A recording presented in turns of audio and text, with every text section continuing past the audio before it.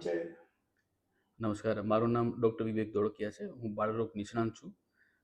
છેલ્લા 10થી 12 વર્ષથી હું પીડિયાટ્રિક પ્રેક્ટિસ મારી ચાલુ છે અને છેલ્લા 1.5 વર્ષથી જોગલ વુમન્સ હોસ્પિટલમાં બાળરોગ નિષ્ણાત તરીકે સેવા આપું છું.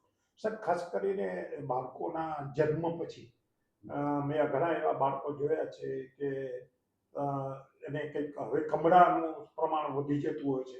જી. અને આવા પ્રકારના જન્મ્યા પછી તરત જ જે મુશ્કેલીઓ આવતી હોય એ શું હોઈ શકે બાળકો? આમાં કેવું છે કે એક જે કમળો થાય છે, એ નેચરલી જ થાય છે, જેને આપણે ફિઝિયોલોજીકલ જોન્ડિસ કહીએ છીએ. એમાં આપણે તમને સાદી ભાષામાં સમજાવું તો જે બાળક જન્મ્યા પછી એનું લીવર જે હોય એ ઇમેચ્યોર હોય છે, આપણું એટલી મેચ્યોર ન હોય. એટલે જે લોહી તૂટવાની અને બનવાની પ્રક્રિયા જે છે એમાં થોડોક ડિલે થતો હોય છે અને લીવર ઇમેચ્યોર હોય એટલે લોહી તૂટ્યા સાથે જે બિલીરુબિન બનતું હોય છે એ બહાર નીકળતું મળ દ્વારા બરાબર ન હોય, એને કારણે એ ફિઝિયોલોજીકલ જોન્ડિસ થાય. ઘણા બાળકોમાં કેવું થતું હોય છે કે એ ફિઝિયોલોજીકલ જોન્ડિસ અમુક માત્રાથી વધી જાય તો એ બાળકને વધારે પડતી પીડા એને આપણે કમળો કહીએ, એની અસર જોવા મળે. એના ઉપરાંત બીજા ફેક્ટર્સ પણ ઘણા બધા હોય, જેમ કે મમ્મીનું બ્લડ ગ્રુપ અને બાળકનું બ્લડ ગ્રુપ બે મિસમેચ કરતા હોય. મધરનું બ્લડ ગ્રુપ જો નેગેટિવ હોય અને બાળકનું પોઝિટિવ હોય તો આ બધા કમળા વધવાની શક્યતા ઘણી બધી વધી જાય છે. એ રીતનું છે. અને જો એમ હોય કે બાળકને ઇન્ફેક્શન પણ છે સાથે સાથે, તો આ કમળો બહુ વધી જાય તો એને મગજ પણ પર અસર કરી શકે ખરો. ખાસ કરીને સાહેબ, મેં જોયું છે કે બાળકો, નાના બાળકો જેને કઈ મહિનો, થોડા દિવસનો, એ એનું આખું ટાઈમ ટેબલનું ચક્ર ઊંધું હોય છે. રાતના ખૂબ જાગે ને રોવે અને દિવસના સૂઈ જાય છે. એટલે મા બાપને પણ થોડું એને મેન્ટેન કરવું પડશે. એ શું, એની અંદર વૈજ્ઞાનિક રીઝન શું છે? પીડિયાટ્રિક આપણે વાત. જો આમાં કેવું છે કે 24માંથી 18 કલાક તો બાળક સૂતું જ રહે. હવે એ બાકીના વધેલા 4 થી 5 કલાક છે એ ક્યારે બાળક જાગે એ આપણે નક્કી ન હોય. આપણે એમ કરવાનું કે જ્યારે બાળક જાગે ત્યારે આપણે જાગતા રહેવાનું, જ્યારે બાળક સૂઈ જાય ત્યારે આપણે પણ આરામ કરી લેવો. અચ્છા, એનું કોઈ વિશેષ રીઝન એનો નથી કે કોઈ રાતના જાગે? ના. ઇવનિંગ કોલિક એક કારણ હોય છે, જે પેટમાં ચૂંક આવી. નોર્મલી શું થાય કે બાળકનું જે ઇન્ટેસ્ટાઇન હોય એમાં ગેસ થતો હોય એને કારણે. તો ઇવનિંગ કોલિક એક વસ્તુ છે કે જે સાંજના ટાઈમમાં જ ચૂંક વધારે આવતી હોય બાળકને. પણ એનું એક્ઝેક્ટ કારણ હજી સુધી કોઈને ખબર નથી. નોર્મલી 2 થી 3 મહિના સુધી બાળકને રહેતું હોય, પછી પોતાની મેળે બરાબર થઈ જતું હોય છે. સર, આજકાલ બાળકોમાં, નાના બાળકોમાં કંઈક અટક્યું. આજકાલ સાહેબ નાના બાળકોમાં ગેસનું થવાનું પ્રમાણ મેં જોયું છે. અમે ઘણીવાર વિચાર કરી કે આટલા નાના બાળકને શા માટે ગેસ થાય? જી, મોટા પડું હોય તો ડાયટિંગ ને બધું હોય, જી, જી. તો એ આનું કારણ શું હોય છે? એ વસ્તુ એકદમ નોર્મલ જ છે. અને નોર્મલી ગેસ થવો એ પ્રકૃતિ ઉપર નિર્ધારિત છે એમ. એટલે એમાં કંઈ બહુ વધારે પડતું ચિંતાજનક વસ્તુ નથી. એક વસ્તુ એ છે કે બાળકને દૂધ પીવડાવ્યા પછી એનું બર્પિંગ બરાબર થવું જોઈએ. એટલે એટલીસ્ટ તમે પેટ દબાય એવી રીતે અને માથું વ્યવસ્થિત પકડી અને 20 થી 25 મિનિટ સુધી એને બર્પિંગ કરાવવું વ્યવસ્થિત. તો આ જે ગેસનું પ્રમાણ છે એ એકદમ જ નોર્મલ થઈ જાય છે. તો ઘણા મા બાપ તો શું કરે, એને ઊંધો જ સુવાડી રાખે છે કારણ તો ગેસ ન થાય. તો એ યોગ્ય છે? ટમી ટાઈમ દઈ શકાય, પણ ધ્યાન ઈ રાખવું કે બાળકનું મોઢું ને નાક દબાયેલું ન રહે. અને બાકી તમે એને ઊંધું આરામથી સુવડાવી શકે, એમાં કંઈ સુવડાવી શકાય, નોર્મલ છે. આજકાલ જે બાળકો માટેની દવાઓ આવે છે, દાખલા તરીકે અત્યારે કોઈ પણ હોસ્પિટલોમાં જાય તો ધીરે ધીરે દવાઓ ઘરે આખો, એમ લાગે કે મેડિકલ સ્ટોર ઊભો થઈ ગયો એવી હાલત થાય જી. છે. તો એ બાળકો માટે કેટલું ફાયદાકારક છે? જો આમ તો બિંગ એ ડૉક્ટર મારે એવું ન કહેવું જોઈએ, પણ બને ત્યાં સુધી બાળકોને દવા ન જ દેવી એ હિતાવહ છે. પ્લસ વિટામિન ડી એક ઈ વસ્તુ છે અમે જે પ્રિસ્ક્રાઇબ કરતા હોઈએ બાળકનો જન્મ થાય ત્યારે, કારણ કે ઈ અમુક ટાઈમે માતાના દૂધમાં ઓછું હોય. એના સિવાય કોઈ પણ જાતની દવાની એડિશનલી ક્યારે જરૂર હોતી નથી.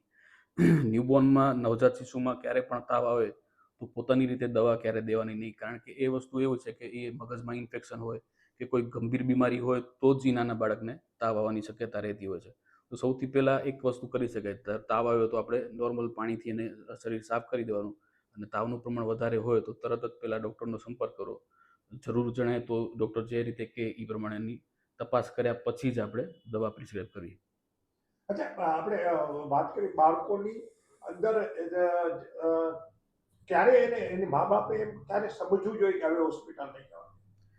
જો આમાં જો ન્યૂબોર્નની વાત કરીએ તો ન્યૂબોર્નમાં 2-4 વસ્તુ ખાસ ધ્યાન રાખવાની હોય કે ધારો કે દૂધ બાળક બરાબર પીતું નથી, બાળક વધારે સુસ્ત રહેતું હોય, 3-4 કલાકથી વધારે કન્ટિન્યુ સૂતું રહે, પેશાબ આખા દિવસમાં ન થતો હોય, 2-3 દિવસમાં એનું કમળાનું પ્રમાણ વધારે લાગે, કદાચ ક્યારેક આંચકી જેવું જણાય, બરાબર, આવા કંઈ પણ સિમ્ટમ્સ લાગે તો તરત જ બાળકને હોસ્પિટલમાં લઈ જવું.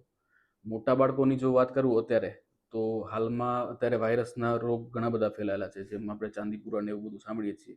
અને એને કારણે શું થાય કે ઝડપથી એકદમ તાવ વધી જાય છે. એક જ દિવસમાં તાવનું પ્રમાણ એટલું બધું વધી જાય કે સીધી આપણે મગજની ખેંચ, મગજમાં એ તાવની અસર, મગજનો તાવ જેને કહીએ એન્સેફેલાઇટિસ, એ થવાના શક્યતા રહે છે. તો આવી બાબતમાં આપણે ઘેટવું ન જોઈએ. તરત જ એમ લાગે કે ભાઈ એક દિવસ દવા દીધા પછી પણ તાવ રહે છે, અથવા બાળક સુસ્ત લાગ્યું, વધારે પડતી એને વોમિટિંગ થાય છે, શરીરમાં એકદમ ધ્રુજારી આવી કે ઠંડીનું પ્રમાણ લાગે, તો તરત જ ડૉક્ટરનો સંપર્ક કરવો જોઈએ. સાહેબ, ખાસ કરીને બાળકને જ્યારે એને નવડાવતા હોય આ હોય ત્યારે એને શું વિશેષ ધ્યાન, અને બીજું કે બાળકને બહારનું દૂધ આપવું કે મધરનું ફીડિંગ આપવું, એ કઈ હિતવ છે અત્યારે, એને એમાં કઈ સપ્લિમેન્ટરી વધારે આપવું જોઈએ કે શું કોઈ બાબત, એમાં તમારે શું સલાહ છે?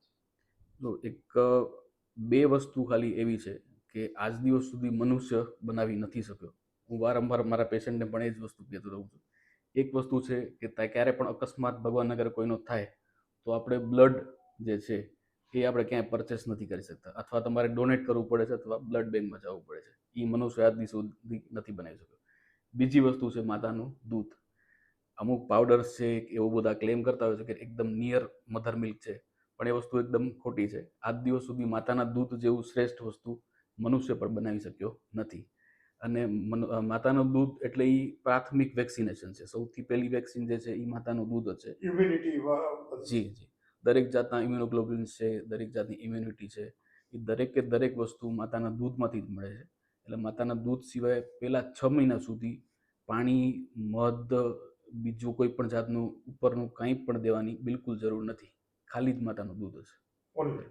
અને સાહેબ, ખાસ કરીને જ્યાં સુધી બાળક ફીડિંગ કરાવતી હોય છે બાળકને, ત્યાં સુધી એને શું ખાવાનું ધ્યાન રાખવું જોઈએ જેથી કરીને ચાઇલ્ડ ઉપર એની કોઈ અસર?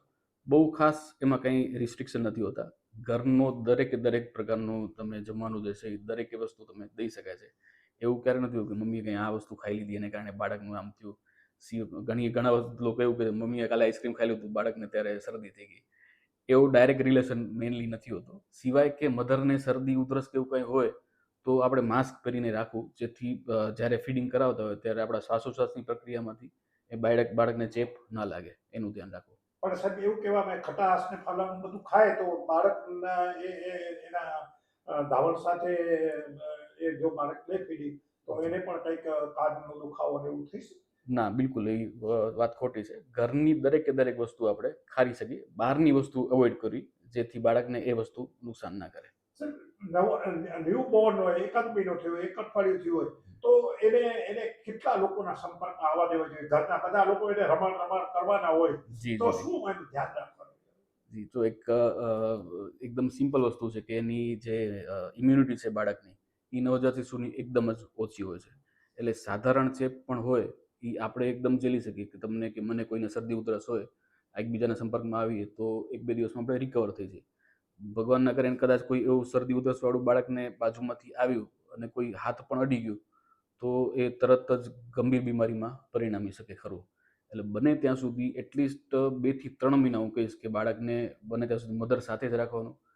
સિવાય કે ઘરના પણ કોઈ પણ સદસ્ય હોય ને એને શરદી ઉધરસ હોય તો માસ્ક છે, સેનિટાઈઝરનો ઉપયોગ આપણે કરવો હિતાવહ છે.